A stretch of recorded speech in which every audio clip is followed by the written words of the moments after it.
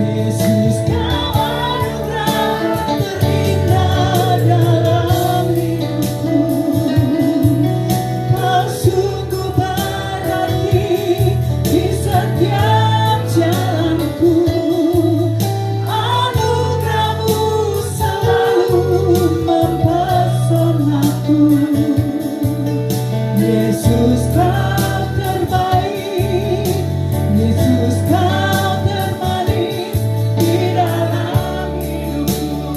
Ku kagum hormat akan Engkau, ku kagum hormat akan Engkau, ku kagum, betapa kami kagum, kami hormat akan Engkau Tuhan. Kau Allah yang layak dipuji.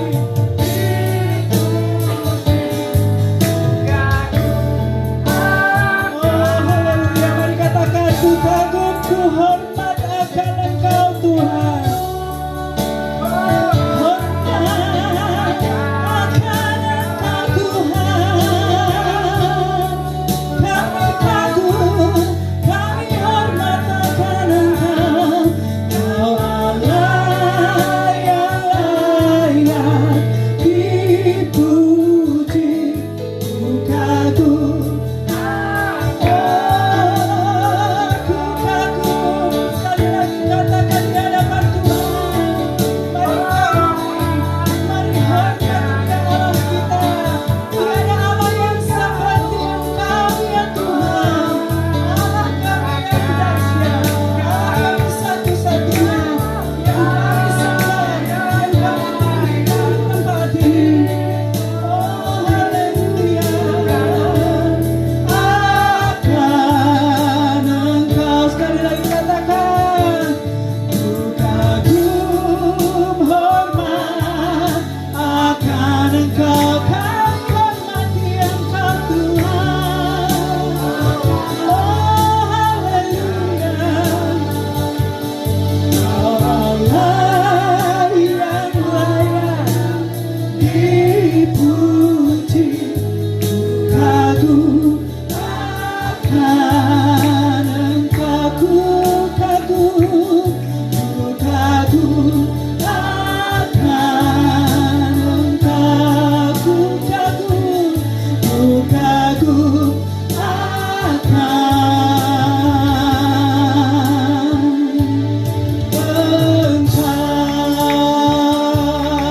Haleluya, haleluya.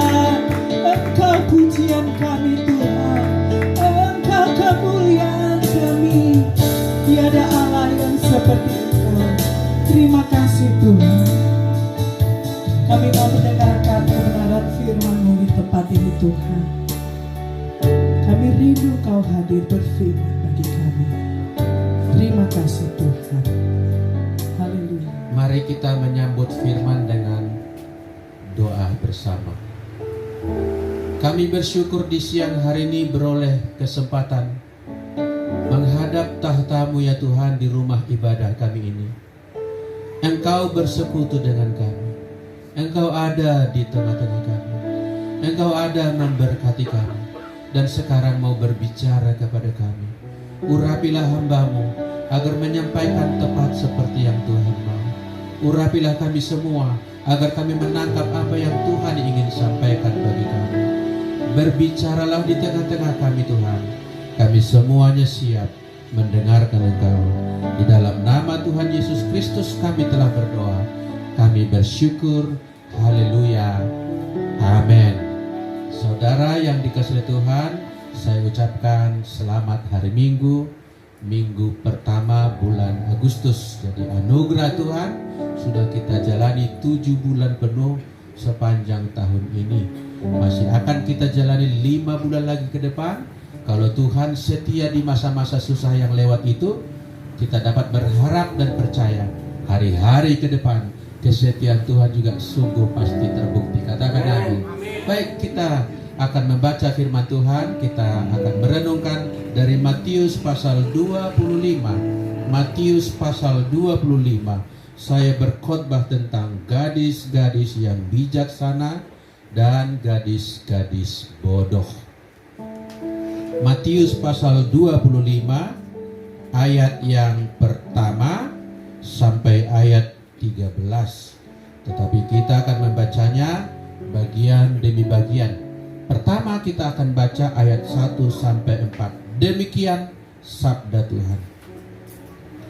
Pada waktu itu, hal kerajaan sorga seumpama 10 gadis yang mengambil pelitanya dan pergi menyongsong mempelai laki-laki. 5 diantaranya bodoh dan 5 bijaksana. Gadis-gadis yang bodoh itu membawa pelitanya, tetapi tidak membawa minyak. Sedangkan gadis-gadis yang bijaksana itu membawa pelitanya dan juga minyak dalam buli-buli mereka. Sampai di sana dulu. Saudara, di situ di ayat yang pertama dikatakan, pada waktu itu hal kerajaan sorga seumpama 5 gadis bodoh dan 5 gadis bijaksana. Yang mau diajarkan Tuhan Yesus hal kerajaan sorga, bukan tentang gadis-gadis. Gadis-gadis dipakai tadi itu menggambarkan kecantikan rohani yang ada di tengah-tengah jemaat. Atau yang bodoh tadi, keburukan rohani yang ada di tengah-tengah jemaat. Konsentrasi pengajaran ini atau titik pusat pengajaran ini adalah hal kerajaan sorga. Hal persiapan orang memasuki kerajaan sorga yang kekal itu. Maka terdapat 2 tipe manusia. Ada yang digambarkan seperti gadis-gadis yang bodoh. Yang bodoh ini bukan karena berarti dia katakanlah idiot, tidak bisa berhitung, tidak pintar matematika, atau mungkin tidak sekolah. Tidak demikian. Bisa jadi tipe ini adalah orang yang berpendidikan juga, orang yang sekolah tinggi juga, orang yang menduduki kursi penting juga. Tetapi orang itu seumpama gadis yang bodoh. Bodohnya di mana tadi gadis yang dalam perumpamaan itu? Ketika menyongsong mempelai laki-laki, mereka membawa pelita atau suluh, tetapi tidak membawa reserve minyak dalam buli-buli, tidak membawa cadangan minyak dalam buli-buli. Hanya yang ada di dalam tabung daripada pelita itu. Sedangkan gadis yang bijaksana 5 orang yang lain, ini bukan karena dia harus berpendidikan tinggi. Ini bukan karena dia profesor doktor, ini bukan. Siapapun di antara jemaat bisa masuk kelompok gadis bijaksana. Amin. Saya percaya kalau kita setia kepada firman Tuhan. Firman Tuhan berkata takut akan Tuhan permulaan pengetahuan. Maka siapapun dan apapun tingkat pendidikannya, berapapun umurnya, kalau hidupnya takut akan Tuhan, dia akan semakin dibuat Tuhan semakin pintar. Katakan amin. Ya mungkin kita tidak pintar matematika atau fisika secara khusus, tapi dalam kehidupan ini kita menjadi orang yang cerdas. Tetapi bijaksana lebih daripada pintar, lebih daripada cerdas. Bijaksana bukan pemberian sekali jadi ketika lahir orang. Nah, ini lahir sebagai bijaksana. Kalau yang ini bodoh, bukan. Orang tadi bodoh atau orang yang tadi menjadi bijaksana, itulah proses bagaimana dia menjalani kehidupan itu dan itulah hasilnya. Jadi bodoh adalah hasil, bijaksana pun adalah hasil. Kenapa dia bijaksana? Nampak ketika menyongsong mempelai tadi, ia membawa suluh di tangannya, tapi juga membawa reserve minyak dalam buli-buli. Supaya tidak salah paham, gadis tadi bukan berarti emak-emak enggak ikut, harus gadis, enggak gitu. Bukan juga berarti inang-inang, opung-opung boru tidak ikut, bukan. Itu juga gadis kecil ikut di situ, anak kecil ikut di situ, dan bukan hanya jenis kelamin perempuan.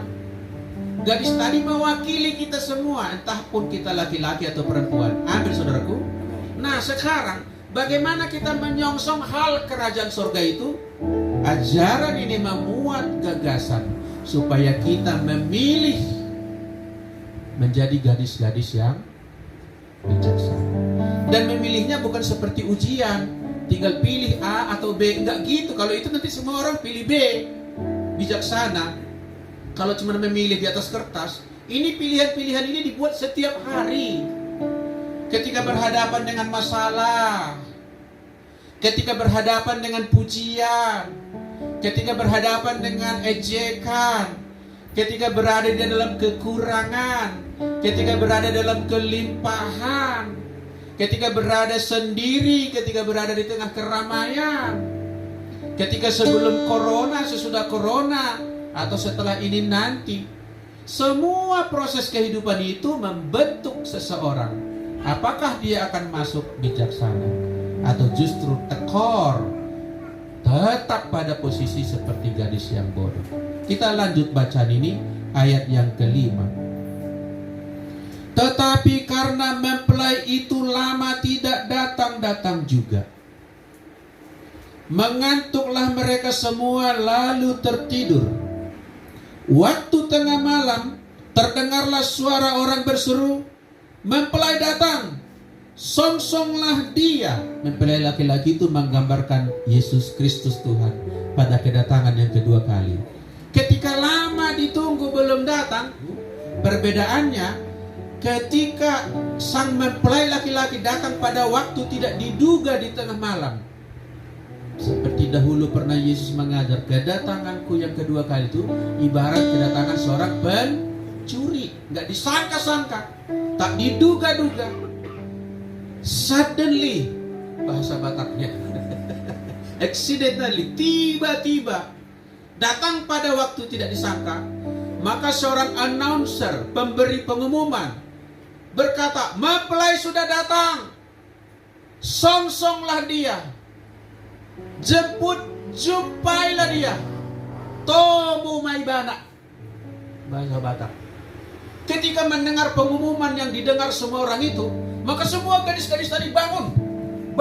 Wah, sebab yang ditunggu-tunggu itu sudah datang. Datanglah mempelai itu dan mereka yang telah siap sedia masuk bersama-sama dengan dia ke ruang perjamuan kawin, lalu pintu ditutup. Kemudian datang juga gadis-gadis lain itu dan berkata, Tuan, bukakanlah kami pintu. Diketok begitu, Tuan, bukalah kami pintu. Kita lihat jawaban ini, sebuah kepastian yang tidak bisa diubah, sebab Allah tidak dapat disogok dengan keputusan yang dibuatnya. Berkata, tetapi ia menjawab, aku berkata kepadamu, ini dia berhadapan dengan orang yang bodoh tadi, sesungguhnya aku tidak mengenal kamu. Perhatikan, tidak mengenal kamu bukan tidak tahu siapa nama, di mana rumah. Bukan. Aku tidak mengenal kamu di situ. Kita tidak ada perkenalan yang mendalam. Maksudnya itu kita tidak ada persekutuan yang intim. Jadi dikatakan aku tidak mengenal kamu, artinya tidak mendapat bagian, sebab yang masuk ke dalam ruang pesta adalah yang kenal. Beda dengan pesta-pesta kita zaman dulu sebelum corona. Kadang-kadang menyelinap juga orang tidak kenal demi makan siang. Nah, ini di pesta di sorga nggak bisa ini. Ada kawanku dulu waktu kuliah, kami kos di Padang Bulan. Jadi tiba-tiba dia, kami anak muda ya, masih muda kali. Sekarang pun masih muda saya sih. Jadi beli batik dia. Waktu itu anak muda nggak biasa beli batik. Zaman kami dulu itu dianggap pakaian orang tua. Jadi beli batik dia. Kenapa beli batik? Kami bilang kan, ada maknanya ini katanya. Oh, ada maknanya. Apa pula makna ini pikir kita. Tahu-tahu besok hari, siang hari, dia pergi naik sepeda motor. Nggak ngasih tahu kami, pakai batik ini. Lalu kira-kira jam 3 balik lagi, dia udah sampai di rumah. Kita tanya pulang kuliah, tadi kemana? Ya itulah, dengan batik ini pergi ke pesta. Modal batik coy katanya. Dia tidak ada urusan dengan keluarga yang berpesta itu, tapi bisa menyelinap. Nah di sorga nggak bisa. Nggak bisa membeli tempat duduk di sana. Apalagi membawa tempat duduk sendiri, nggak bisa. Tidak bisa tempat duduk dari bumi dibawa. Kita baca dulu satu ayat lagi. Ayat 13 sama-sama kita baca. 3, 2, ya. Karena itu berjaga-jagalah, katanya apa? Sebab kamu tidak akan tahu akan hari maupun akan saatnya. Iya, berjaga-jagalah. Sebab, ini alasannya. Kenapa harus berjaga-jaga? Sebab kamu tidak tahu akan hari maupun akan saatnya. Berarti karena tidak tahu, setiap waktu berjaga-jaga. Sama dengan kita. Menjelang tidur kita periksa pintu rumah kita, gerbang rumah kita. Karena kita berjaga-jaga. Enggak karena datang WA-nya pencuri. WA dia, nanti jam 2 malam aku datang gitu. Baru kita siap-siap. Enggak ada, dia enggak ngasih tahu. Enggak ada pencuri ngasih tahu. Dan enggak nanya jam berapa kalian tidak di rumah. Enggak ditanya itu. Tiba-tiba kita kehilangan aja gitu. Nah saudaraku, berarti hidup yang sekarang adalah hidup untuk berjaga-jaga. Amin. Sama-sama katakan berjaga-jagalah. Berjaga-jagalah. Kenapa harus berjaga-jaga? Karena kita tidak tahu saat dan masa kedatangan. Yang kita jaga apa? Cangkol kita, ayam. Apa yang kita jaga? Muka kita. Ya muka juga, tapi bukan muka jasmani. Tadi Pak Syahan sama situ udah bilang iman, mau mengarah ke sana ini. Keberadaan hidup kita jaga, tapi bukan soal yang di luar. Walaupun itu kita jaga juga. Jaga jantung ya juga, jaga penampilan ya bagus juga. Tapi ini jaga iman, jaga hati berarti. Nggak ada orang menjaga itu. Ketika kita mencoba tolong aku, ini tadi orang bijaksana pun tidak punya waktu untuk menolong. Saya bayangkan ketika kedatangannya itu, mempelai datang katanya. Umpamanya saat sekarang ini, mempelai datang katanya, song-songlah dia. Aku akan segera pergi menyongsong dia. Lalu ada orang, tolong aku Pak Pendeta, aku mau konseling dulu. Enggak sempat. Enggak sempat lagi. Aku mau pengakuan dosa katanya. Aku baru bertengkar dengan si Anu. Kawani dulu aku berdamai dengan. Enggak sempat saya mengawani lagi. Orang ada yang jauh lebih penting. Jangankan dia yang datang. Kalau Pak Jokowi pun memanggil saya, mana sempat saya mengurus yang begitu-begitu lagi. Pak Jokowi aja loh, pemimpin bangsa negara kita. Kalau memanggil saya, yang lain akan saya tunda. Tapi nanti ketika Kristus datang, Pak Jokowi pun manggil saya, enggak peduli lagi saya. Datang Pak Jokowi bilang, Pak Baktiar, aku jadikan kau Menteri Agama. Enggak, pelantikan enggak mau lagi. Ada yang lebih penting. Mau jadi Menteri Agama pun aku tak sempat lagi. Lema tuh halak. Ada waktunya kita nggak bisa bersandar. Mari coba kita baca satu ayat. 2 Raja-Raja pasal 12 ayat 2. Yoas melakukan apa yang benar di mata Tuhan seumur hidupnya. Titik atau koma? Kalau titik kan sudah aman itu. Udah mantap itu. Keren sekali. Tapi koma, di belakang koma apa katanya? Selama Imam Yoyada mengajar dia.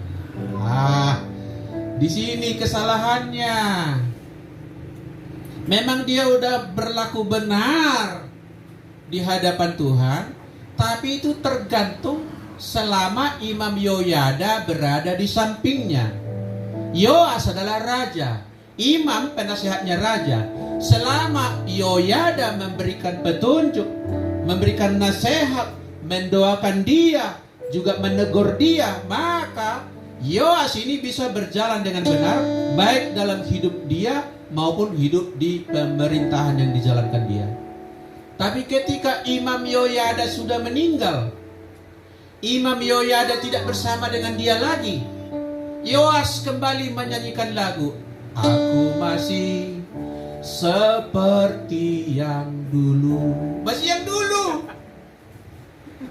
Belum ada perubahan. Karena dia ikut nasihat Imam Yoyada, tapi tidak benar-benar mengikut Tuhan. Hanya mungkin karena segan. Hanya mungkin karena masih ada yang mendampingi. Nah, gadis bodoh tadi meminta minyak pun tidak dapat menolong apa-apa kepada dia. Apa artinya? Di dalam masa berjaga-jaga tadi, setiap kita harus mempersiapkan diri masing-masing. Tidak bisa bergantung kepada yang disebut manusia. Janganlah kamu mengandalkan seorang pun dari antara manusia. Amin. Jangan bilang di luar sana, kalau pendeta kami mah keren. Keren. Sarjana teologi dia. Itu nggak guna itu Bapak Ibu. Di gereja kami keren. Departemennya aja ada 20 departemen di gereja kami. Itu nggak menolong. Gereja kami keren. Sound sistemnya saja harganya 30 juta. Itu nggak menolong. Yang menolong kita pada akhirnya bagaimana kita mengelola hati kita dan iman kita. Katakan amin. Ada orang di samping kita bagus. Kalau tidak ada orang juga, harus kita terus bersiap mengisi reserve minyak kita. Apa minyak tadi? Sebetulnya minyak tadi berbicara tentang firman yang menyalakan kehidupan kita. Katakan amin. Menerangi hidup kita. Firman-Mu pelita bagi kakiku, terang bagi jalanku. Sama-sama netizen rohani, sama-sama. Firman-Mu pelita bagi kakiku, terang bagi jalanku. Mengisi dengan firman. Setiap hari adalah hari beribadah kepada Tuhan. Amin. Di ladang itu kita beribadah kepada Tuhan. Ketika kita menanam bibit yang kita beli dan bukan kita curi, kita sudah beribadah kepada Tuhan. Ketika kita memanen hanya yang hasil dari pohon kita, tidak kita tambahi ke pohon orang lain, kita sedang beribadah kepada Tuhan. Ketika kita mau mengampuni saudara kita yang menyakitkan ucapannya, jangankan ucapannya, hadirnya aja udah bikin menyakitkan. Cuma nongol dia udah bikin tidak damai sejahtera. Kalau dia datang, sukacita kita hilang. Kalau dia pergi, bersorak-sorak kita. Nah, mengampuni orang seperti itu sudah melayani Tuhan. Setiap hari adalah hari berjaga-jaga. Jangan lengah. Jangan sampai nanti reserve minyak kita tidak ada. Kenapa banyak orang stres? Saya mau kasih tahu rahasia kenapa orang stres. Emangnya orang tidak stres itu tidak punya masalah? Semua orang punya masalah. Tapi orang tidak stres mempunyai daya energi dari dalam untuk menangkal rasa stres itu. Sedangkan orang yang tidak punya di dalam langsung panik, langsung putus asa, langsung goyang. Tapi kalau firman itu menjadi suluh di dalam hati kita, apa saja yang terjadi, kita tetap berkata, Tuhan Yesus itu baik. Kita tenang, tidak goncang. Dan ketika Yesus itu benar-benar datang, kita pede menatap wajahnya. Tapi kalau kita berada di dalam tidak punya minyak sebagai orang bodoh, maka kita akan dipermalukan. Aku tidak kenal kamu. Aku tidak beroleh persekutuan denganmu. Dengan kata lain sebetulnya, kau tidak mirip sama aku. Berarti kau bukan anakku. Kira-kira gitu. Nggak mirip kita. Nggak ada kesamaan. Jangan kita menjadikan nama Yesus seolah-olah password memasuki kerajaan Allah. Jangan kita begitu seolah-olah nanti pintu surga yang penting kita sebut Yesus, terbuka pintu itu kayak password gitu. Siapa saja yang memanggil Yesus, terbuka pintu. Enggak karena nama Yesus di mulut kita. Kalau soal itu pun iblis berkata, Yesus anak Daud, jangan apa-apakan kami. Engkau yang datang dari Maha Tinggi, diakui dia Yesus. Tapi apakah iblis mirip dengan Yesus? Yang masuk ke perjamuan kawin adalah yang berkenan kepada mempelai laki-laki. Amin. Mirip, ada kesamaan, saling mencintai di antara mereka. Perkawinan tadi bukan perkawinan jasmani. Ini pun jangan salah paham. Seolah-olah Yesus poligami, banyak istrinya. Enggak begitu. Perkawinan yang dimaksud adalah perkawinan, persekutuan, pertunangan antara juru selamat dengan semua orang yang sudah diselamatkan, yang tipe gadis-gadis yang bijaksana. Lagi pula emangnya Yesus mau menikahi laki-laki? Bukan. Ini bukan pernikahan jasmani. Ini pernikahan rohani. Ini pernikahan yang agung. Ini pernikahan pertunangan antara juru selamat dengan orang-orang yang sudah diselamatkan. Jadi kalau tidak ada kemiripan dengan Yesus Kristus, tidak akan masuk. Bagaimana memiliki kemiripan itu? Siapkanlah minyak kita sebanyak-banyaknya ke dalam hati kita. Isi tabung perbendaharaan kita. Isi hati kita dengan firman. Jangan sampai tiap-tiap hari kita habiskan waktu tidak merenungkan firman Tuhan. Sebab firman Tuhan berkata, Joshua, jangan engkau lupa memperkatakan Taurat Tuhan. Lakukanlah itu dengan taat dan setia, dan jangan engkau menyimpang ke kanan atau ke kiri. Dengan demikian perjalananmu akan berhasil dan engkau pasti beruntung. Halo netizen, pasti beruntung. Amin. Saya tiba pada bagian akhir khotbah ini dengan membaca ulang ayat yang terakhir. Karena itu berjaga-jagalah, sebab kamu tidak tahu akan hari maupun akan saat. Orang bijaksana memperhatikan kedatangan mempelai. Orang yang siap itu ditandai dengan keseharian hidupnya yang benar-benar berjaga-jaga dengan firman Tuhan. Sukses bagi kita semuanya. Tuhan berkati. Tundukkan kepala dan mari kita berdoa. Terima kasih Tuhan. Kalau kami sedang di dalam penantian dan Kristus terlihat seolah-olah lambat datang. Sejak dari zaman para rasul kabar itu sudah dikumandangkan. Sejak penginjil datang ke tanah kami ini kabar itu sudah disampaikan. Sejak kami ke gereja pertama kali juga sudah pernah kami mendengarkan itu. Sampai hari ini dia belum datang juga. Seperti mempelai-mempelai yang menantikannya sampai jauh malam, engkau belum datang. Engkau belum datang itu adalah punya maksud baik, supaya kami mempunyai kesempatan untuk menyiapkan diri kami, agar kami jangan bodoh. Kedatanganmu yang tertunda menurut kami itu belum terjadi sekarang ini, itu punya maksud supaya semakin banyak orang akan mendengarkan tentang engkau dan percaya kepadamu. Pendek kata, masa hidup kami ini adalah masa menantikan yang tidak kami tahu engkau akan datang kapan. Mari Tuhan, engkau mengurapi kami, menolong kami akan menjadi pelaku kebenaran firman Tuhan, menuntun kami agar firman-Mu menjadi prioritas kehidupan kami. Yang utama dalam hidup kami ialah menanti-nantikan hal kerajaan surga. Dunia ini akan berlalu, kerajaan Allah tidak akan pernah berlalu. Bagi Tuhanlah segala pujian dan hormat dan kemuliaan sampai selama-lamanya. Demi nama Yesus Kristus kami berdoa.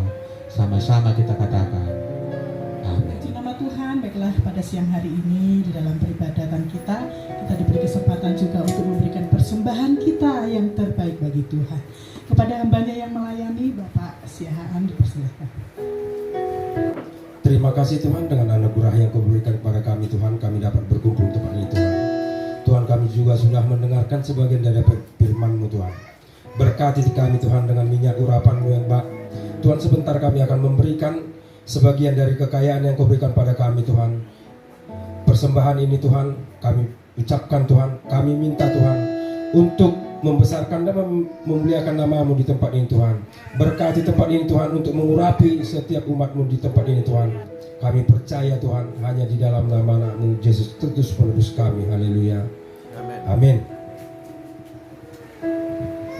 Mari memberi yang terbaik bagi Tuhan, sebab kita percaya Tuhan sudah terlebih dahulu memberi yang terbaik bagi kita. Kita pujikan di hadapan Tuhan. Begitu besar kasih Allah bagi kita. Haleluya. Terima kasih Tuhan untuk segala kebaikan dalam hidup kami. Begitu besar kasih Allah pada kita. Diberkatinya anak cucu kita di mana-mana.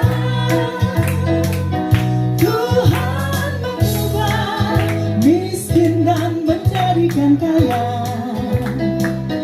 Dia merendahkan dan meninggikan juga. Berbahagialah bagi orang yang percaya. Percayalah, anak cucunya pasti tidak akan meminta-minta. Karena menggenapi firman-Nya, tiada yang mustahil bagi orang percaya. Kita pujikan pujian ini dari awal. Katakan dengan iman. Begitu besar kasih Allah pada kita. Diberkatilah anak cucu kita di mana-mana. Tuhan mengubah miskin dan menjadikan kaya. Dia merendahkan dan meninggikan juga. Berbahagialah bagi orang yang percaya. Katakan dengan iman, anak cucunya pasti tidak akan meminta-minta. Karena menggenapi firman-Nya, tiada yang mustahil bagi orang percaya. Tiada yang mustahil, tiada yang mustahil bagi orang percaya. Sekali lagi katakan, tiada yang mustahil bagi orang percaya. Yang percaya bersama saya, sama-sama kita katakan amin. Tuhan Yesus memberkati kita semua. Sebelum kita menutup ibadah kita, saya menawarkan baptisan diadakan tanggal 17 Agustus 2020 ini. Bagi yang belum dibaptis menurut Alkitab ya, bukan menurut aturan gereja. Kalau menurut aturan gereja, banyak orang seperti saya dahulu sudah katanya dibaptis di gereja waktu kecil. Nah, gereja kita mengakui baptisan itu adalah baptisan orang dewasa yang mempertanggungjawabkan iman dan pilihannya. Waktu kecil dulu saya kan, ya saya tidak tahu, saya kan digendong barangkali, tidak ingat apa-apa. Dan untuk baptisan itu saudaraku mesti ditanya, apakah engkau percaya? Nah waktu kecil dulu apa ditanya saya? Jangan-jangan saya menangis waktu itu. Atau jangan-jangan saya tidur. Berarti kan saya belum memenuhi firman Tuhan. Firman Tuhan di Matius 3 ayat 15 itu contoh baptisan dari Yesus. Yesus sendiri pun demi menggenapkan firman Tuhan dibaptis oleh Yohanes. Maka firman Tuhan berkata, segera sesudah Yesus dibaptis, ia keluar dari dalam air. Keluar dari dalam air, bukan keluar dari sungai Yordan. Disebut keluar dari air, bukan dari sungai. Kalau di sungai, bisa nggak di sungai baptisnya percik? Bisa. Berdiri di sungai lalu diambil airnya, tetap percik. Kalau keluar dari air itu artinya apa? Keluar dari dalam air. Artinya apa itu? Baptisannya secara apa itu? Direndam atau diselam atau dicelup, masuk ke dalam air. Itu baru soal caranya. Hakikat baptisan adalah kelahiran baru. Bahwa saya benar-benar percaya dari diri saya. Sebab firman Allah berkata, iman timbul dari pendengaran, pendengaran akan firman Tuhan. Dan kita sudah mendengar firman selama ini. Sekarang saya mau beriman dan mengekspresikan imanku. Ini aku percaya. Aku mau dibaptis, dimeteraikan menjadi warga kerajaan sorga. Kalau waktu kecil saya kan gak ditanya iman saya.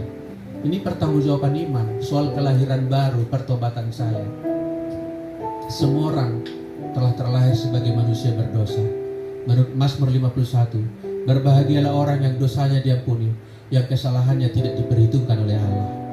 Kapan itu kita terima? Ketika baptis kita. Sungguh-sungguh pilihan kita, sungguh-sungguh kita mengaku percaya, sungguh-sungguh kita mengaku bertobat. Dan caranya jelas tadi, memang dicelupkan, diselamkan atau dibenamkan di dalam air. Maka saya menawarkan kepada jemaat baptisan tanggal 17 Agustus. Itu pun kalau ada yang mau. Sebab ini tawaran. Ini baptisan bukan peraturan gereja, bukan peraturan hukum, bukan. Ini soal kelahiran baru kita, amin. Sebagai gembala saya menyediakan waktu pada hari itu. Jadi saya tawarkan 17 Agustus karena libur, dan itu hari kemerdekaan, supaya benar-benar kita, memori kita, merdeka Indonesia, merdeka kita dari dunia ini. Katakan amin. Tepuk tangan bagi Tuhan, ya. Sehingga mudah ditanya orang, katakanlah 30 tahun ke depan, kapan Anda dibaptis? Waktu 17 Agustus. Ada yang bernyanyi, nyanyikan dulu lagu perjuangan dan kemerdekaan, katanya. Bernyanyi dia, 16 Agustus tahun 45. Salah katanya. Mana betul itu katanya. Ulangi katanya. Nyanyi lagi dia, 16 Agustus tahun 45. Salah kata orang. Ulangi terakhir kali ya katanya. Ini saya biarkan kau, ini dipunten kalau terakhir ketiga kali ini katanya. Dipunten kau lulus atau tidak. Jadi dia diam sejenak. Baru dia lanjutkan nyanyi. 16 Agustus tahun 45. Waktu begitu udah kata orang. Dilanjutkan dia, besoknya hari kemerdekaan kita. Oh iya benar, betul. 100. Kami pikir tadi mau kau robah tanggal proklamasi katanya. Besoknya hari kemerdekaan kita. Jadi kita nanti bukan 16 Agustus, 17 Agustus. Jangan takut dibaptis, amin. Baptis adalah anugerah yang sempurna bagi setiap orang yang mau. Dan saya percaya orang yang menggenapi firman Tuhan, janji dan berkatnya akan dicurahkan kepadanya. Katakan amin. Yang berkata amin, tepuk tangan bagi Tuhan. Haleluya, haleluya. Baik, kita akan akhiri ibadah kita bangkit berdiri. Biar engkau memandang wajah Tuhan, sebab Dia berbelas kasihan kepadamu. Anugerahnya senantiasa disediakannya untukmu. Ini kami umat-Mu Tuhan, yang telah mendengarkan sabda-Mu yang hidup dan berkuasa. Tolong kami dan jadikan kami menjadi seperti gadis-gadis yang bijaksana. Luputkan, lalukan dan jangan yang ada di antara kami menjadi seperti gadis-gadis yang bodoh. Sempat mengaku iman, sempat menunggu mempelai, tapi pada akhirnya tidak masuk dalam perjamuan pernikahan kudus dan agung itu. Terima kasih Tuhan. Terima kasih. Saudaraku, kita akan berdoa bagi bangsa negara kita. Berkatilah negeri kami Tuhan. Tuhan berperkara di negeri ini. Bahkan kami berdoa seluruh negeri Indonesia yang besar ini, yang luas ini, yang Kau anugerahi dengan kebaikan-Mu, rahmat-Mu yang melimpah-limpah. Kau berkati presiden kami Bapak Joko Widodo. Tuhan mampukan dia dengan hikmat bijaksana memimpin bangsa besar dengan masalah yang besar, dengan tantangan yang besar. Tapi kami akan melihat perkara yang besar akan terjadi. Terima kasih Tuhan, berkati gereja kami, berkati gereja sepimpinan kami di bawah pembinaan Pendeta Zaman Sinaga. Berkati seluruh gereja Betel Indonesia dan juga seluruh gereja-gereja tetangga kami, gereja di sekitar kami, apapun pokoknya nama Kristus ditinggikan. Biarlah di sana berkat Tuhan berlimpah-limpah. Keluarga kami Tuhan sayangkan, belas kasihani keluarga kami. Jangan ada di antara kami yang terhilang, jangan ada yang menjadi korban narkoba. Dan Kau mengawal keluarga kami semuanya. Kami serahkan dalam naungan dan tali kasih-Mu. Aku kita akhiri ibadah kita. Mari siapkan hatimu, arahkan pikiranmu tertuju kepada Tuhan, dan sambutlah berkatnya turun atasmu. Sebab Tuhan Allah mengasihi dan memberkati engkau. Dia menghadapkan wajahnya kepadamu, memberimu damai sejahtera. Pulanglah sebagai orang yang sudah diberkati Tuhan, sebagai orang yang sudah disirami oleh Tuhan. Percayalah kemanapun kau pergi, Tuhan memberkati dan menyertaimu. Apa yang kau kerjakan, Tuhanlah membuatnya menjadi berhasil. Anak cucu menjadi orang perkasa, orang yang diberkati dan memberikan nama yang harum bagi Tuhan kita, berguna bagi bangsa dan negara kita. Terimalah damai sejahtera dari Allah kita pencipta langit dan bumi, dan anugerahnya di dalam anaknya Yesus Kristus, serta persekutuan daripada Roh Kudus ada pada kita sejak siang hari ini sampai esok, bahkan sampai selama-lamanya. Haleluya. Sama-sama kita yang percaya berkata amin. Tuhan berkati dan salam.